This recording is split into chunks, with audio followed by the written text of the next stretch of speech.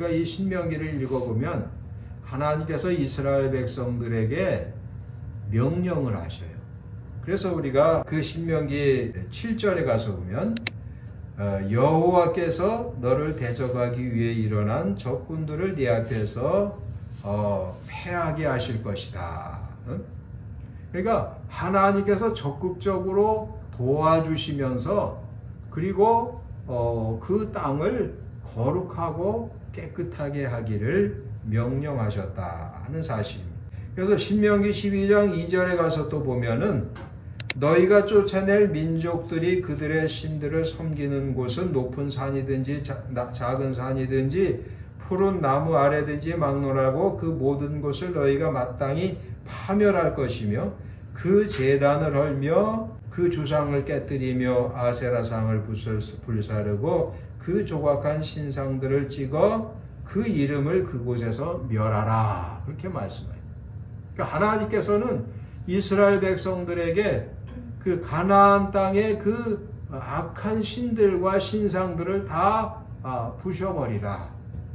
땅 자체를 있는 자리를 깨끗하게 하라는 거죠. 우리는 하나님의 자녀들인 우리도 마찬가지. 우리가 사는 그 삶의 자리를 선하고 거룩하고 아름답게 하는 것이 우리의 의무다. 그런 얘기. 오늘날 우리가 무당집을 부수고 이단에 속한 사람들의 그 집회 장소를 허물어야 되느냐? 그런 것까지는 아니지만은, 그러나 이스라엘 백성들과 우리는 좀 입장이 좀 다른 면이 있기는 하지만은 우리는 우리가 머무르는 곳을 아름답게 하는 것, 우리가 머무르는 곳이 사랑의 열매가 맺혀지는 그러한 그 장소가 되는 것. 그러니까 하나님께서는 이 이스라엘 백성들에게 그냥 땅에 들어가서 그냥 세상 사람들처럼 살 것이 아니라 그곳에 있는 신들을 다 몰아내고 또 신상들을 부수고 아주 그 장소 자체를 하나님의 백성들이 사는 땅답게 거룩하게 만들라는 것입니다. 그래서 우리는 어디를 가든지 그곳을 아름답게 하고 좋게 만들어야 돼요. 세상에서 이제 무례한 사람들을 만나게 되면 어떻게 돼요? 엄청 불편해요. 그 자리 자체가. 악한 사람을 만나고 무례한 사람을 만나면 그 자리 자체가 불편하고 아주 싫죠. 그런가 하면 아주 착하고 예절 바르고 의로운 사람을 만나면 그곳이 정말 그 장소가 복되고 재미있고 은혜스럽고 아름답다는 것입니다. 그래서 우리 예수님은 이 땅에 오셔서 어디를 가시든지 그 장소를 아름답게 하셨어요. 그러니까 정직한 생활이란 뭐냐면 하나님의 뜻을 따라서 사는 생활인데, 그 하나님의 뜻을 따라서 살고 그 이스라엘 백성들이 아세라 목상과 그러한 그 우상들을 부수고 그렇게 바른 생활을 하게 되면 그 장소 자체가 아름다워진다. 예수님이 이 땅에 오셔서 그 장소를 참 복된 장소로 만드시는 그러한 본을 우리에게 보이셨어요. 초상집에 가셔서는 그 죽은 사람을 그냥 살려놓으시는 거예요. 여러분 예수님은 여자 어린아이도 살리시고 또 남자 어린아이도 살리시고 사도 요한은 기록하기를 예수님께서 행하신 그 일을 기록을 해가지고 그 책을 이 세상에 둘 수도 없다지 그렇게 아주 표현을 그렇게 했어요. 그러니까 예수님께서 죽은 자를 살리신 그런 일이 나사로나 무슨 그런 그 회당장에 애를 살리 그 하나에 그치는 게 아니에요. 그러니까 예수님은 아주 많은 사람을 살리신 게 사실. 그러면 그 어린아이가 죽었다 이렇게 생각을 해봐요. 집에서 어린아이가 죽으면 그 집의 분위기가 얼마나 무겁고 슬프고 괴롭고 안쓰럽겠느냐 말이에요. 근데 우리 예수님이 가시면 이 애가 자는 것이다 이렇게 말씀하시고 그냥 깨우시면 되는 거예요. 알리다군. 그러면 그 집안이 어떻게 되겠어요? 그 초상집이 그 음침한 그 집안이요 확 변하는, 완전히 반대로 그냥 180도로 바뀌어가지고 죽은 딸이 살아나가지고 밥을 먹고 앉아있어 봐요. 그 집이 어떤 집이 되겠어? 진짜 그런 경사가 없는 거예요. 그러니까 우리 예수님은 이 땅에 오셔서 그런 그 일을 하신 거예요. 여러분, 38년 동안 알아누웠던 사람을 예수님께서 그 내 자리를 들고 집으로 가라 이렇게 말씀하셨을 때 그 병 고친 사람의 입장을 한번 생각을 해보세요. 얼마나 신나겠어요. 우리가 감기에 한 달만 걸려도 엄청 힘들잖아요. 그쵸? 일주일 걸리신 분도 있고 그런데 아무튼 한 달 걸린 분도 있고 그런데 아무튼 참 힘들어요. 근데 38년 동안 정말 그냥 맨날 꼼짝없이 이렇게 누워있던 사람을 예수님께서 고쳐주셨을 때 그 예수님을 만난 그 자리가 얼마나 복된 자리냐 그 말. 하나님께서는 이스라엘 백성들에게 너희가 가나안 땅에 들어가면 그 땅을 아주 하나님께서 보시기에 좋은 땅으로 만들라는 거예요. 그러니까 하나님께서 이스라엘 백성들이 살기 전에 그 가나안 땅에 사는 사람들이 하나님 보시기엔 너무 사악하고 못되고 그러니까 하나님께서 아주 벼르신 거예요. 그래서 너희는 가서 이제 그 땅, 너희가 사는 자리, 너희가 생활하는 곳을 아름답게 하라, 거룩하게 만들라 이렇게 말씀하셨어요. 그러니까 우리가 정직한 생활 중에 하나가 우리가 뭘 해야 되느냐면 우리가 사는 곳, 근무하는 곳을 거룩하고 아름답고 좋은 곳으로 만드는 그러한 일을 우리가 해야 한다는 것입니다. 그런데 우리가 살면서 우리가 머무는 곳이 얼마나 많이 있습니까? 우리가 머무는 곳이 어떤 때는 자동차 아닐 수도 있고 어떤 때는 카페일 수도 있고 또 직장일 수도 있고 그런데 아무튼 우리는 그 머무는 곳을 아름답게 하는 것 그것이 아주 중요하다 그런 것입니다.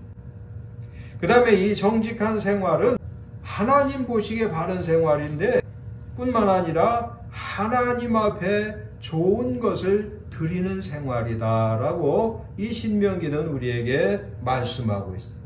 신명기 12장 11절에 가서 보면 너희는 너희 하나님 여호와께 자기의 이름을 두시려고 택하신 곳으로 내가 명령하는 것을 모두 가지고 가서 너희의 번제와 너희의 희생과 너희의 11조와 너희의 손의 거제와 너희가 여호와께 선하고 아름다운 서원물을 가져가고 내가 네게 명령하는 모든 것을 거기서 행할지니라 그랬어요. 그러니까 하나님께서 정하신 곳, 오늘날은 이제 교회를 의미해요. 예배당을 의미해요. 하나님께서 정하신 곳에서 하나님 앞에 귀한 예물을 드리라 이렇게 말씀하죠. 그래서 정직한 생활은 우리가 머물고 생활하는 것을 거룩하고 선하게 만들며 하나님께 예물을 드리는 생활이다 그런 얘기. 하나님의 명령과 뜻을 심히 소중하게 여기는 생활이에요. 존 칼빈 같은 분이나 또 웨슬리 같은 분 이런 분들 보면은 자기가 사는 그 지역을 성시화하는데 운동을 참 많이 했던 분들. 그러니까 종교 개혁자들이 했던 일 중에 하나가 자기들이 살고 있는 곳을 거룩하게 하는 것. 그 일을 많이 했어요. 그래서 아주 술집이 문을 많이 닫았다고 그러죠. 실제로 있었던 일이에요.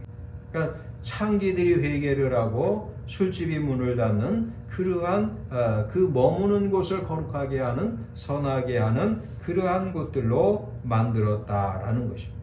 그래서 초대교회에서도 보면은 사람들이 그 머무는 곳은 세상 사람들이 보기에 참 멋있어 보이는 곳으로 만들었어요. 왜냐하면 하나님 앞에 열심히 기도하며 찬송하며 예배드리고 함께 떡을 먹고 또 좋은 것들을 또 팔아서 서로 나누고 이렇게 하니까 그 그리스도인들이 사는 그 곳을 사람들이 참 흠모하는 눈으로 바라봤다는 것입니다. 우리는 하나님 앞에 좋은 것을 드리는 생활, 그래서 하나님의 명령과 뜻을 소중하게 여기고 따르는 생활, 또 하나님 앞에 아름다운 예물을 정성껏 드리는 생활을 하는 것, 이것이 곧 하나님 앞에 정직한 생활이다라고 성경은 말씀하고 있습니다. 로마서 12장 1절에 가서 보면 그러므로 형제들아 내가 하나님의 모든 자비하심으로 너희를 권하노니 너희 몸을 하나님이 기뻐하시는 거룩한 산제물로 드리라. 이는 너희가 드릴 영적인 예배니라. 우리의 몸과 마음과 생활을 하나님께서 기뻐 받으실 만한 것으로 드리라는 거예요. 그러니까 여러분, 하나님과 우리 인간 간의 그 관계는 절대적인 관계도 있지만은 상대적인 관계가 상당히 많아요.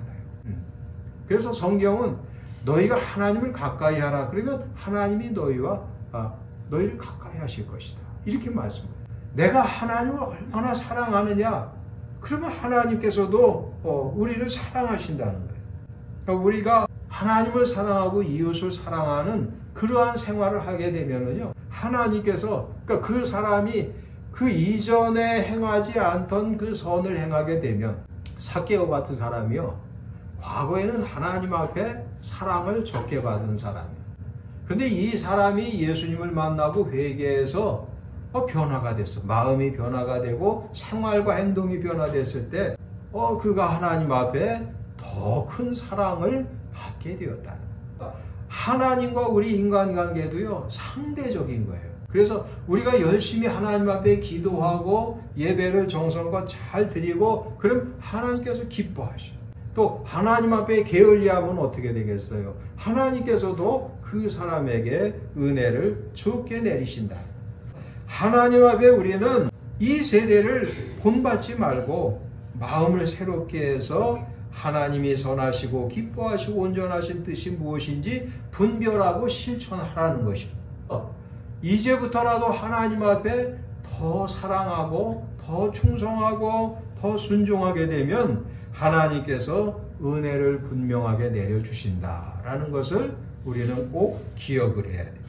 그래서 레위기 11장 44절에 나는 여호와 너희의 하나님이라 내가 거룩하니 너희도 몸을 구별하여 거룩하게 하고 내가 거룩하니 너희도 거룩하라. 이렇게 말씀하셨어요. 하나님께서 기뻐하시는 것을 드리는 생활, 이것이 곧 정직한 생활. 우리 여러분들은 하나님 앞에서 정말 여러분의 그 자리를 선하고 의롭고 아름답게 만들었던 우리 예수님처럼 또 선한 사마리아인처럼 그렇게 생활 공간을 자기가 사는 곳을 선한 열매를 맺는 곳으로 만들고 그 다음에 하나님의 뜻을 분별해서 하나님 앞에 그것을 제물로 드리는 그런 정직한 생활을 아주 많이 하시기를 부탁을 드립니다.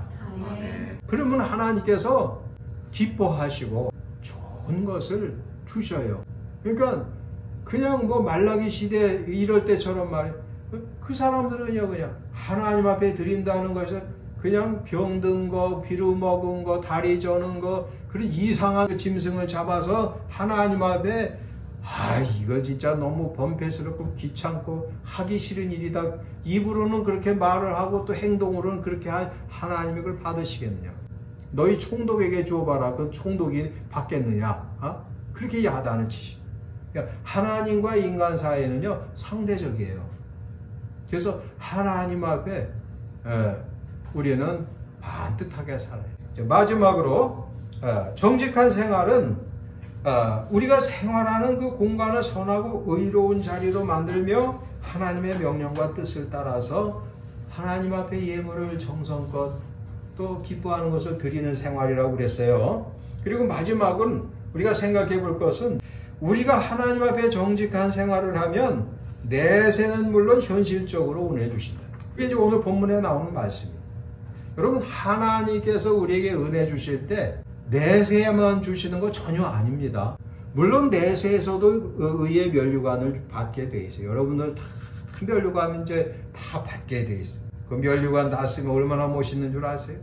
하나님 나라 가서 우리 권사님도 우리 성도들도 다 이렇게 면류관을 다 쓰면 얼마나 좋아. 근데 이제 중요한 것은 은혜의 현실성. 은혜는 현실성이 있어요. 그러니까 하나님은 현실에서 은혜를 주신다는 것을 꼭 기억하시고, 하나님은 그 사랑하시는 자녀들에게 물론 예외가 있어요. 아무리 거룩하고 착하고 좋은 사람이라 할지라도요, 예외는 다 있게 마련이에요. 일반적인 것을 얘기하는 일반적인 것. 그러니까 출애굽기 20장 5절에 가서 보면 그것들에게 절하지 말며 그것들을 섬기지 말라. 나 내 하나님 여호와는 질투하는 하나님인즉 나를 미워하는 자의 죄를 갚되 아버지로부터 아들에게로 3, 4대까지 이르게 하거니와. 현실이에요. 그래서 나는요, 우리 딸들이나 아들이 이 다음에 이제 결혼을 하고 자녀를 낳고 그런 거를 내다보면서 내가 조심해요. 내가 하나님 앞에 믿게 보이면 안 되지. 뭐 이런, 왜냐면 현실이거든. 그러니까 은혜는 현실이에요. 자녀 손 3, 4대까지 간다니까요. 하나님 앞에 불의하고 악하고, 그렇게 못되게 살면은요, 이게 자손에게 가요. 그래서 나를 사랑하고 내 계명을 지키는 자에게는 1000대까지 내려와 은혜를 주신다. 그러니까 하나님의 은혜는 현실성이 있다는 거예요. 현실이라는 거예요. 네 부모를 공경하라. 여호와가 내게 준 땅에서 내 생명이 길리라. 이거 진리예요, 진리. 이 현실이라니까요. 은혜는 현실성이에요, 현실. 만약에 은혜가 현실적으로 오지 않는다, 이거 문제 많은 거예요. 오늘 본문에 나오잖아요, 여러분. 내가 네게 명령하는 이 모든 말을 너는 듣고 지키라. 네 하나님 여호와의 목전에 선과 의를 행하면 너와 네 후손에게 영구히 복이 있다는 거예요. 현실이라고. 그러니까 여러분, 현실적으로 하나님 앞에 영광 돌리고 현실적으로 복을 받으며 사시기를 바랍니다. 아멘. 네? 이 현실이라고, 이게 현실. 그러니까 우리가 신앙생활하는 것은요, 이게 뭐 팬시가 아니야, 환상이 아니야. 하나님의 은혜는 현실성이에요. 욥기서 1장 1절 우수 땅에 욥이라 불리는 사람이 있었는데 그 사람은 온전하고 정직하여 하나님을 경외하며 악에서 떠난 자더라. 그 다음을 읽어보세요, 여러분. 그 나중에 여러분 읽어보세요. 하나님이 현실적으로 역사하신다니. 그러므로 우리가 살고 머무르는 자리를 깨끗하고 의롭게 하고, 만나는 사람들에게 선하게 대하고, 만나는 사람들에게 예절 바르게 사셔요. 그 하나님께서 우리에게 원하시는 거예요. 또 하나님의 명령과 뜻을 따라 명령에 복종하며 하나님이 기뻐하시는 그러한 그 순종의 예물, 온갖 예물을 하나님 앞에 정성껏 드려요. 이게 정직한 생활. 그리고 하나님께서 내려주시는 은혜는 현실성이 있다는 것, 현실이라는 것을 꼭 기억하시고, 현실적으로 하나님께서 역사하시는 그 복을 기쁨으로 받는 저와 여러분이 다 되시기를 바랍니다. 기도합니다. 좋으신 아버지 하나님, 우리가 하나님 앞에 정직하고 바른 신앙생활 잘 감당하되 우리가 살고 머무르는 우리의 삶의 자리에서 우리 모두가 선하고 의롭고 예절 바르게 살고 바른 그러한 생활을 하게 하시고, 뿐만 아니라 하나님 앞에 순종의 예물과 온갖 좋은 예물을 드리는 그러한 생활을 하게 하시고, 그리하여 하나님 앞에 정직한 생활을 하고, 또 하나님의 은혜는 현실적으로 우리에게 임재한다는 것을 꼭 기억하고, 현실적으로 하나님 앞에 좋은 것을 드리는, 또 좋은 것을 받는 우리 모두가 되게 하여 주시옵소서. 예수님의 귀하신 이름으로 기도하옵나이다. 아멘.